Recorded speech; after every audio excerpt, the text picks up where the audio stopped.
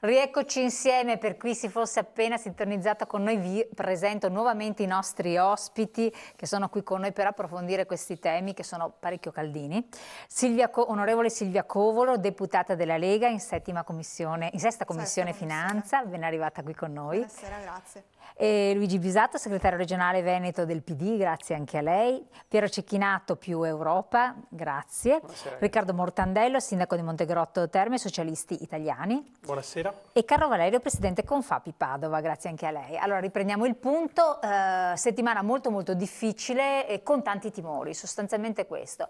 Sono paure giustificate o ingiustificate? Si rischia tanto oppure no? E poi un governo del cambiamento, il cambiamento in qualche modo lo deve fare, deve accontentare anche la parte che finora è stata tanto scontenta, perché poi abbiamo tutto il popolo delle cosiddette partite IVA, i piccoli, la massa, insomma la gente qualunque tra virgolette che non ha avuto soddisfazione da governi precedenti, lo ha testimoniato, lo continua a testimoniare anche nelle recenti elezioni che sono svolte in Trentino Alto Adige. Insomma, una massa critica che si aspetta qualche cosa, ha delle aspettative. Però con questa manovra si scontenta tanto per cambiare l'Europa, che ci mette sotto scacco, ci ricatta con dei giudizi molto pesanti, poi vedremo dove andremo a parare. E poi c'è qualcos'altro sotto e soprattutto le aziende del territorio che escamotage possono trovare qualora le cose non andassero come dovrebbero andare. Insomma, vedremo di capire qualche cosa più insieme. Io però vorrei avere il punto della situazione. Prima facciamo un breve servizio introduttivo e poi sentiamo appunto l'onorevole Covolo che ci aprirà un po' così per dirci qual è la situazione in Parlamento per quel che le compete di conoscenza, insomma, il governo. Allora, vediamo il nostro servizio. Un gradino sopra il livello spazzatura. L'agenzia statunitense Moody's ha tagliato il rating dell'Italia da Baa2 a Baa3 con outlook stabile. Negli stessi giorni in cui Bruxelles boccia ufficialmente la manovra italiana, da oltreoceano arriva un altro verdetto severo, motivato da un deficit di bilancio significativamente più elevato rispetto alle attese. L'agenzia considera strutturali e difficili da invertire le nuove spese che il nostro esecutivo ha deciso di mettere in campo, in particolare il reddito di cittadinanza, il rilancio dei centri dell'impiego e anche la riforma della legge Fornero sulle pensioni, che mette a rischio nel lungo periodo, osserva l'agenzia, la sostenibilità del sistema previdenziale.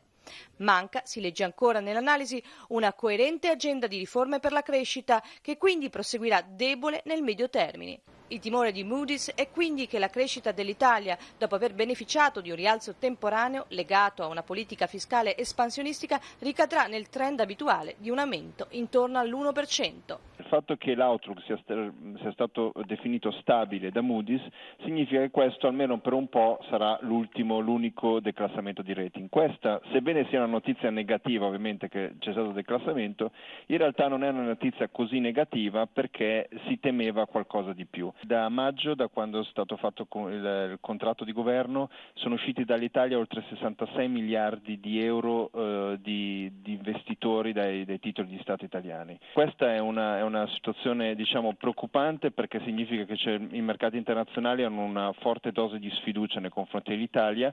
In compenso le banche italiane e le assicurazioni italiane hanno comprato titoli di Stato, quindi hanno in parte compensato queste vendite, però si sa benissimo che le banche italiane e le assicurazioni non potranno continuare a farlo. Tutto come previsto, il secco commento rilasciato all'ANSA da fonti interne a Palazzo Chigi. Si attende ora di vedere la reazione dei mercati ad inizio settimana. Tiziana Prezzo, Sky TG24. Allora, onorevole, tutto sommato, vabbè, per adesso sono abbastanza tranquilli nella loro non tranquillità. Ve l'aspettavate queste reazioni? E poi da subito c'è stata questa sfiducia generale, ma perché, secondo lei? Da subito in effetti abbiamo visto giudizi fortemente negativi nei confronti di questo esecutivo che pur si fonda su un contratto di governo che è stato approvato peraltro dalla nostra base elettorale, perché mi ricordo che a maggio eravamo in giro a Gazebi appunto per sondare quali erano gli umori dei nostri cittadini, dei nostri elettori, e chiaramente l'orientamento mi pareva assolutamente positivo, ma tuttora io riscontro fiducia nella nostra base, perché durante i weekend io sono spesso in giro a manifestazioni, eventi eccetera e mi confronto con le persone, per cui vedo che il loro giudizio continua a rimanere positivo. Sento un po' di perplessità rispetto al reddito di cittadinanza, però li rassicuro sul fatto che dovrebbe essere uno strumento di politica attiva del lavoro e per cui dovrebbe indurre queste persone disoccupate a cercarsi un impiego anche attraverso i centri di servizio per l'impiego. Quindi non è che chi lo percepisce deve rimanere a casa a guardare la TV, ma si deve dare da fare attivamente per cercare un'occupazione. E io ho fiducia in questa manovra perché penso che sia uno strumento che favorirà la crescita, lo sviluppo e quindi potrebbe favorire la diminuzione del rapporto deficit-PIL, perché se cresce chiaramente il denominatore si riduce il rapporto. Siamo dentro i parametri di Maastricht perché il 2,4 è inferiore al 3% che è stato previsto ancora nel 1993, ma quei parametri erano stati stabiliti per consentire l'ingresso degli Stati nell'Unione Europea. Ora siamo in una fase che è stata superata, per cui a mio avviso quei parametri dovrebbero essere rivisti alla luce delle attuali condizioni economiche non soltanto dell'Italia ma anche degli altri partner che sono nelle nostre stesse condizioni di difficoltà. E che cos'è il deficit? Il rapporto tra entrate e uscite dello Stato. Il PIL, il prodotto interno lordo, se aumenta la crescita, se favorendo gli investimenti creiamo sviluppo economico, come ho detto prima, il rapporto va a diminuire, per cui dovremmo rientrare ancora più entro i range che ci impone l'Unione Europea. Il rapporto debito-PIL invece lo abbiamo ereditato, è già altissimo, è il 132%, ma è una situazione che non dipende da noi. Ma debito non è una brutta parola, non è una parolaccia, perché uno Stato può finanziarsi in due modi, o con il debito, quindi con i titoli del debito pubblico su cui poi deve pagare gli interessi, oppure con l'aumento della tassazione. E noi abbiamo deciso invece di contenerla, in primis attraverso la flat tax, questo esperimento di flat tax, che per i liberi professionisti con un fatturato fino a 65.000 euro abbiamo previsto con un'aliquota del 15% e senza obbligo di fatturazione elettronica che invece è prevista per tutti gli altri contribuenti dal gennaio del 2019. E vogliamo favorire in ultima istanza, le dico questo, gli investimenti in un'ottica keynesiana, come era stato fatto negli anni 30, se tu dai avvio a nuove opere pubbliche oppure che forse è più urgente, la manutenzione dell'esistente, anche per prevenire i disastri che abbiamo visto quest'estate, riattivi l'economia e dai lavoro alle persone che se poi percepiscono dei proventi possono spenderli nel ciclo economico, quindi come un moltiplicatore della spesa. Ecco, perché questa grande scetticismo, paura e anche ostilità da parte delle categorie produttive, voi gli industriali da una parte, dopo sentiremo cosa ne pensano, secondo voi, perché comunque questo è un sono stati fatti tentativi in un modo o nell'altro, questo è un ennesimo tentativo, stavolta si va alla base invece che andare alle aziende, ma come lo reputate? Allora, io ho due considerazioni da fare. La prima, a fine settembre ho partecipato ad un'assemblea di Confindustria Vicenza che si è tenuta proprio nel comune di Braganza, nel sede della Diesel, e il presidente Boccia aveva detto che non avrebbe espresso giudizi a priori sulle nostre previsioni economiche e finanziarie e ha anzi manifestato una certa fiducia nei confronti dell'operato della Lega, lasciando stare i nostri partner sui quali non si è espresso. E poi la seconda considerazione è questa: stiamo parlando di una previsione, di un bilancio di previsione, non di un consuntivo. Per cui tutti questi giudizi, tutte queste critiche mi sembrano un po' a prioristiche, tutto qui. Quindi con dei preconcetti Luigi Pisato, oppure fondamenti. Io tra l'altro mi fa piacere che ci sia lei perché lei è molto moderato, tranquillo, non fare i proclami che siamo abituati a sentire, che non sortiscono consensi, diciamo così, a livello nazionale, anzi. Bisogna vedere da che punto di vista, perché mi pare che i proclami, almeno da due parti, stiano ottenendo un fortissimo consenso invece. Ed è il punto forse sul quale io vorrei riflettere.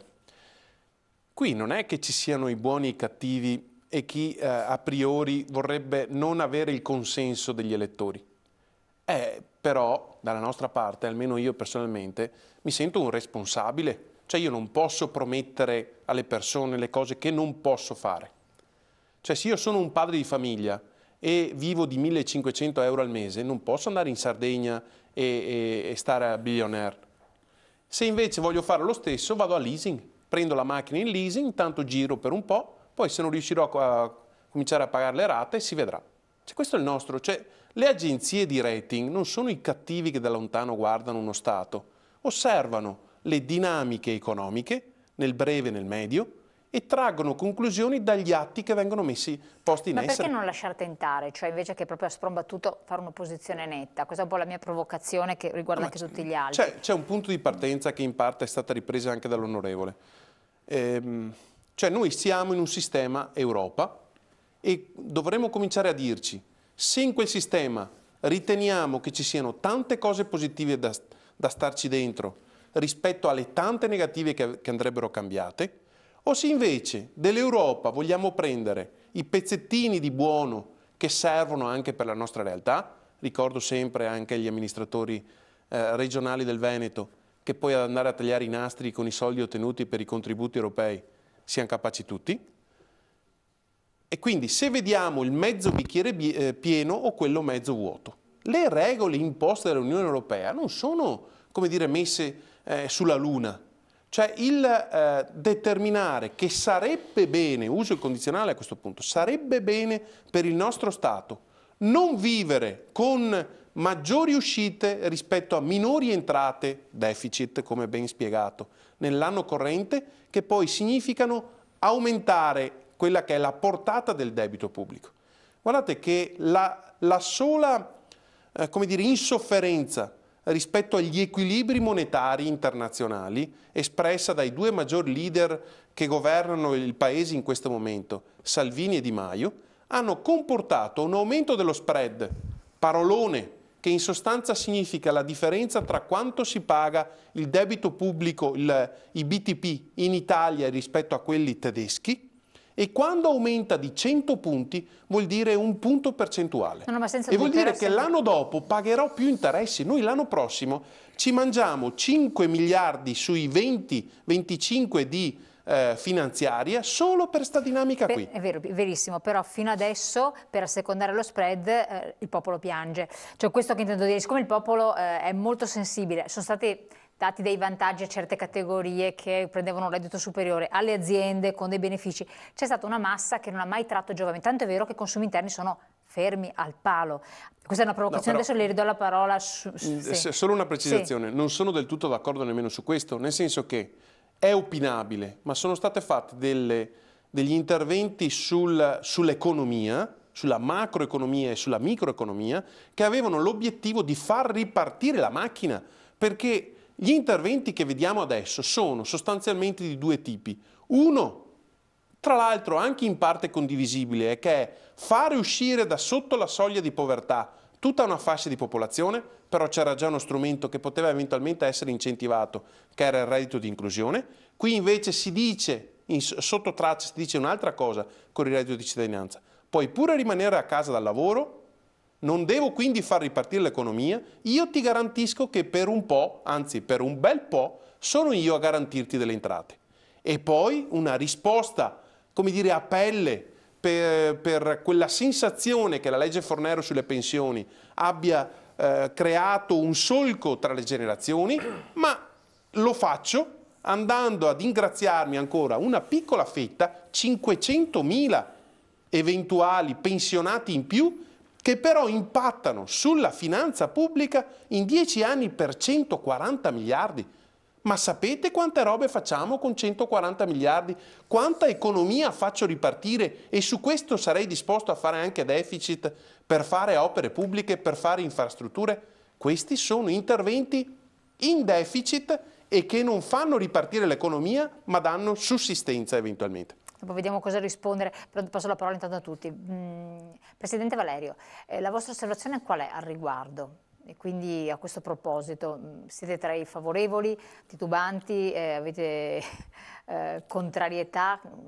Perché diceva appunto anche l'onorevole si era incontrata con chi rappresentava gli industriali di recente a Vicenza, invece voi che cosa ne dite? Voi siete i piccoli medi, diciamo, del territorio. Noi siamo i piccoli medi, ma soprattutto siamo tutti comunque cittadini italiani.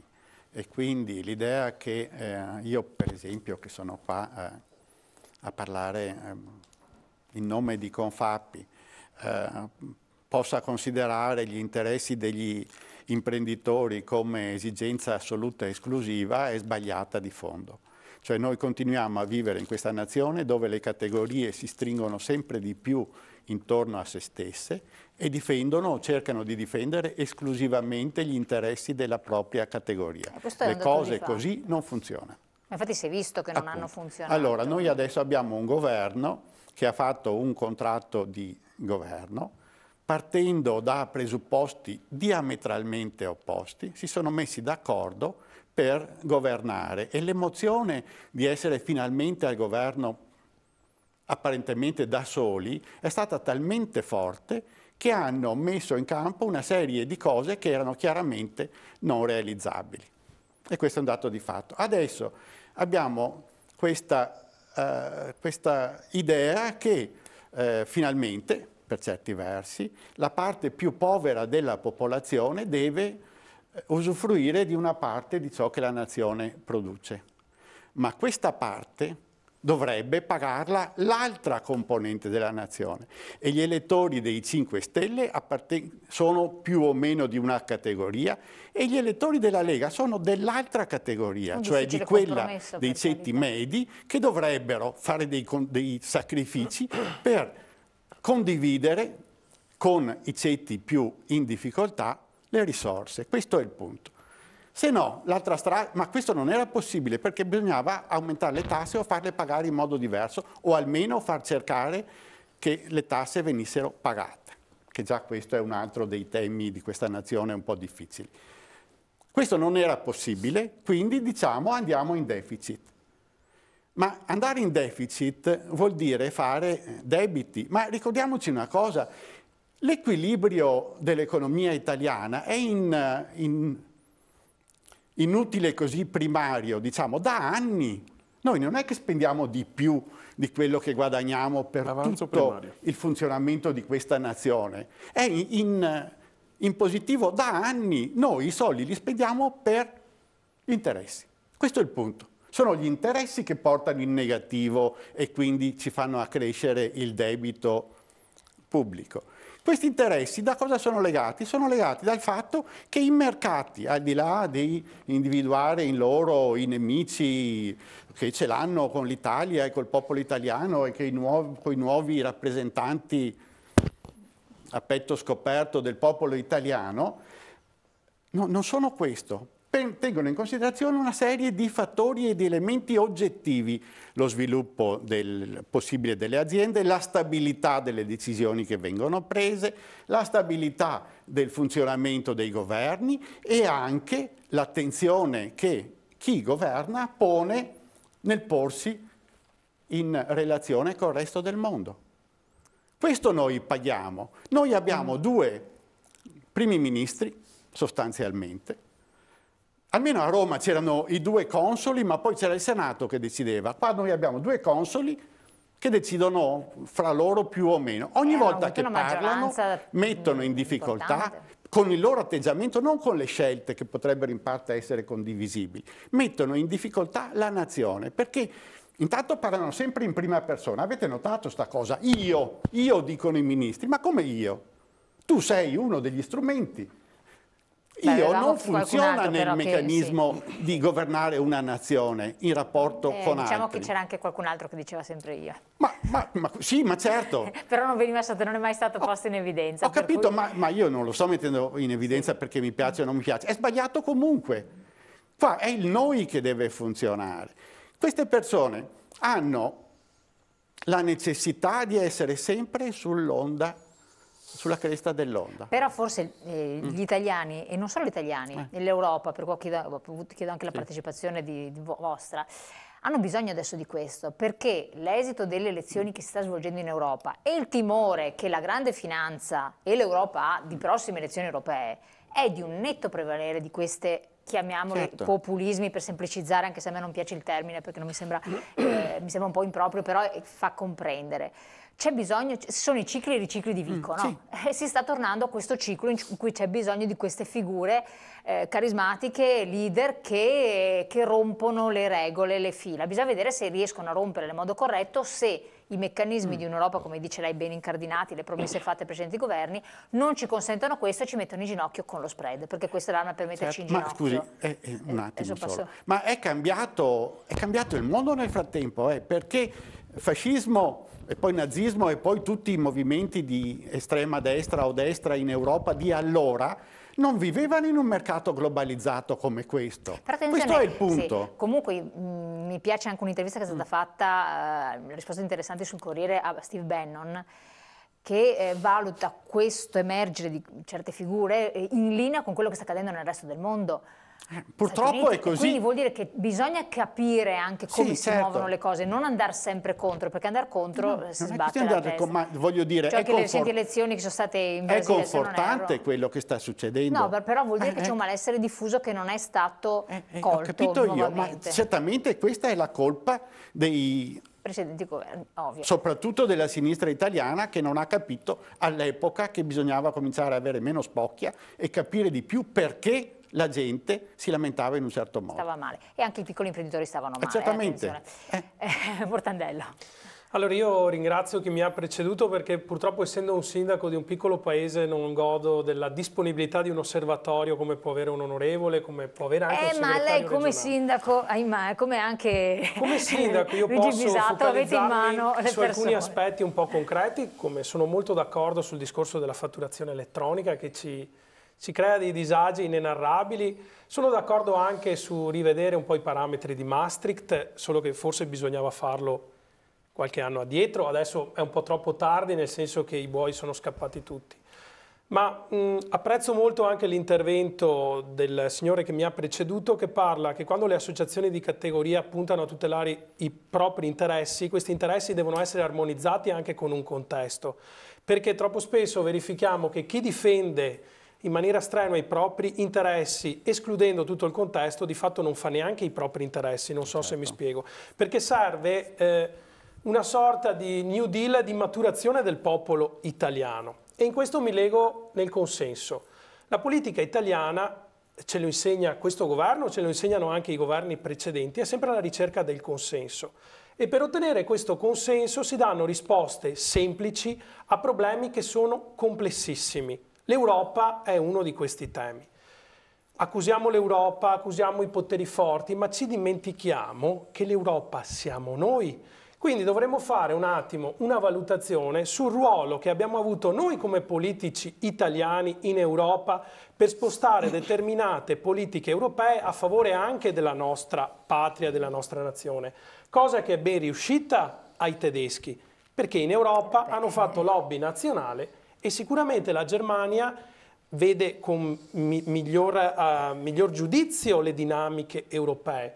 Quindi ancor prima di ricercare poteri forti, agenzie di rating, finanza globale, capiamo noi quanto possiamo incidere adesso, anche se forse è un po' troppo tardi, e nel futuro, per spostare queste dinamiche di politiche europee, che sono distantissime dalla realtà italiana, sono distantissime dalle istituzioni. Come diceva prima non correttamente... sono più percepite come... Cioè l'Europa, attenzione, trasversalmente non è più percepita come un vantaggio. In realtà e questo è terribile. È un grandissimo vantaggio. Non possiamo sputare su una cosa che abbiamo contribuito a costruire, che ci ha permesso 70 anni di pace e ci ha permesso anche uno sviluppo economico. Lo vedo io come sindaco di un piccolo paese, anche riguardo ad alcune progettualità. Con l'Europa si possono portare a casa risorse, però bisogna essere strutturati in ogni ambito amministrativo per portarle a casa queste risorse. E troppo spesso ci troviamo assolutamente disarmati, sia a livello comunale, sia a livelli provinciali, sia a livelli regionali. Dobbiamo capire come influenzare l'Europa per cambiare alcune politiche che vadano a favore dei nostri territori, cosa che riesce benissimo alla Spagna, cosa che riesce benissimo alla Germania. Quindi il consenso va bene, però dobbiamo avere l'umiltà per far maturare un popolo di dare risposte complesse a problemi complessi, perché le risposte semplici, Renzi docet, premiano nell'immediato, perché io ricordo nel Veneto un Renzi accolto come il salvatore della patria, ma bisogna partire anche dal presupposto, e qui lo faccio presente soprattutto alla Lega e ai 5 Stelle, che come è oggi il 41% di consenso, europee 2014, Partito Democratico, in brevissimo tempo quel consenso lo perdi. Allora, l'obiettivo grande è far maturare il popolo, farlo ragionare, senza lanciare risposte semplici a problemi complessi. E questo in ogni ambito, anche a livello amministrativo comunale. È dura, però... Bisogna tentare in qualche modo. Io adesso do la parola subito anche a Cecchinato, però che tra l'altro noi Europa, per capire anche come la pensate voi, visto che di Europa si tratta. Abbiamo la pubblicità che incombe, quindi pochi secondi di pubblicità, poi ritorniamo in studio.